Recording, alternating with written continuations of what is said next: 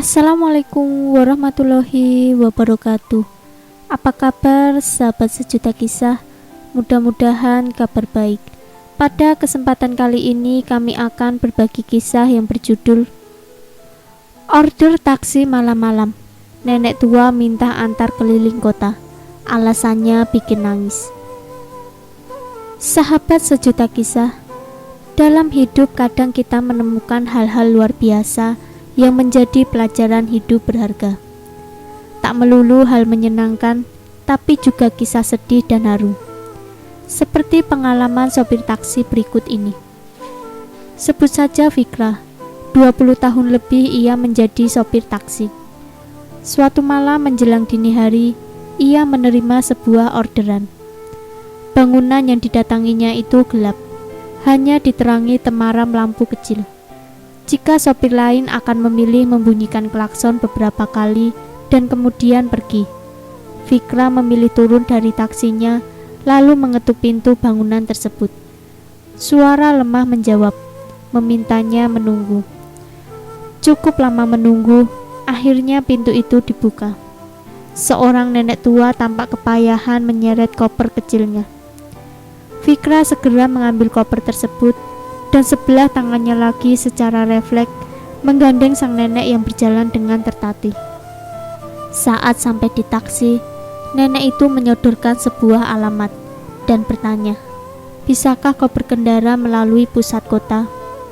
Fikra mengergit, "Lewat sana artinya memutar, jalannya akan lebih jauh, Nek." Nenek itu tersenyum tipis, "Aku tidak terburu-buru, aku sedang dalam perjalanan ke rumah sakit," jawabnya dengan suara bergetar. Dari kaca di spion tengah, Fikra mendapati mata tua itu berkaca-kaca. Meski ia terlihat mencoba tersenyum. "Aku tidak punya keluarga, dan dokter sudah memvonis bahwa usiaku tidak lama lagi," lanjut nenek itu. Fikra yang sudah melajukan taksinya, segera mengulurkan tangan mematikan argo. Dengan suara lembut ia bertanya, "Rute mana yang harus kita lalui, Nek?" Maka selama 2 jam, Fikra membawa nenek tua itu berkeliling kota, memenuhi ingatannya dengan aroma kenangan.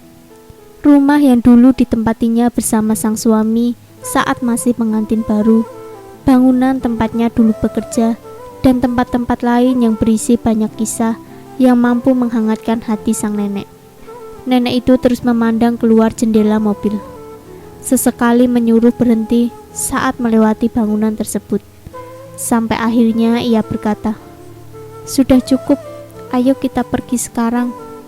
Fikra akhirnya melaju ke alamat yang diberikan. Sebuah rumah peristirahatan yang merupakan bagian khusus rumah sakit. Di sana beberapa petugas kesehatan tampak cemas menunggu.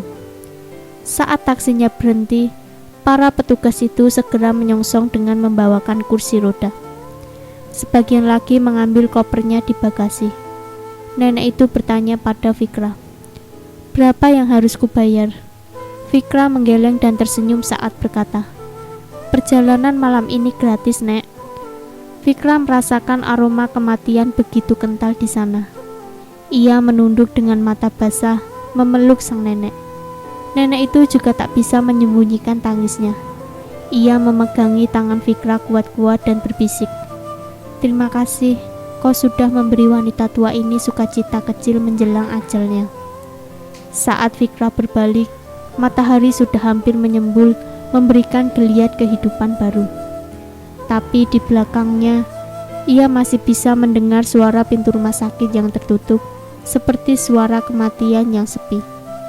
Bagi Fikra, perjalanan lebih 2 jam lewat dini hari itu adalah momen penting yang mengubah seluruh kehidupannya. Ia tahu, hal kecil yang dilakukannya berarti besar bagi nenek tua kesepian yang nyaris sampai pada kematiannya itu. Entah apa jadinya jika sang nenek bertemu sopir lain yang tidak sabar atau tak mau mengantarkannya. Sahabat sejuta kisah, kebaikan yang kita rasa tak penting bisa saja merupakan hal besar bagi orang yang menerimanya, termasuk memberi sebuah kenangan indah pada wanita tua yang tak akan lagi bisa menatap tempat lain selain kamar tempat tidurnya di rumah sakit. Di luar sana banyak orang-orang seperti nenek ini yang menghabiskan hari tuanya sendirian, kesepian, bahkan kesakitan. Perhatian kecil dan kebaikan sepele dari orang-orang asing niscaya membawa kehangatan tersendiri bagi mereka. Jangan lupa nantikan kisah terbaru dari kami. Sampai jumpa. Wassalamualaikum warahmatullahi wabarakatuh.